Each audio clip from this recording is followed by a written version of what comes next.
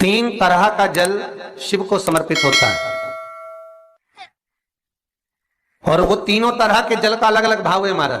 पहला जल सादा, घर से पानी लेकर गए, जल लेकर गए, को चढ़ाया, वो हमने घर का अपना एड्रेस बता दिया। आपको ये वीडियो अच्छा लगा तो अपने दोस्तों को और परिवार में शेयर करें। भगवान शिव को जल चढ़ाकर अपने आनंद के लिए शंकर से कुछ प्राप्त कर लिया। दूसरा जल, जल के कलश में थोड़ा सा इत्र डालकर शंकर को जब समर्पित करते हैं तो महाराज घर में अगर कोई व्यक्ति बहुत रोगीला है, बहुत रोगीला, एक शिव महापुराण में, स्कंद पुराण में, नर्मदा पुराण में, भविष्य पुराण में, अग्नि पुराण में, नारद पुराण में, बरहा पुराण में, वामन पुराण में जितनी चीजें लिखी गई है एक एक प्रैक्टिकल कर कर देखो तो शिव महापुराण, स्कंद पुराण का ये भाव याद करिए कि एक लोटे पानी में इत्र मिलाकर, जल में इत्र मिलाकर, बहुत रोगीला व्यक्ति, बहुत बीमार व्यक्ति है, एक लोटा पानी उसका हाथ का स्पर्श कराकर शंकर को चढ़ाना प्रारंभ कर दीजिए। महाराज केवल 5 या 7 दिन चढ़ाओ और वो 7 दिन के बाद में उस बीमार व्यक्ति का क्रम देखिए कि उसमें कितना आराम लगा है। औषधि दवाई काम करना प्रारंभ करी कि ना करी। केवल इत्र समर्पित, इत्र का जल।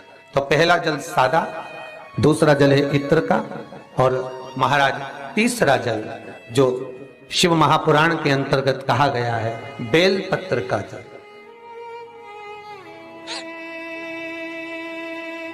तीसरा जो जल है वो बेलपत्र का जल है। बेलपत्र का जल कैसा?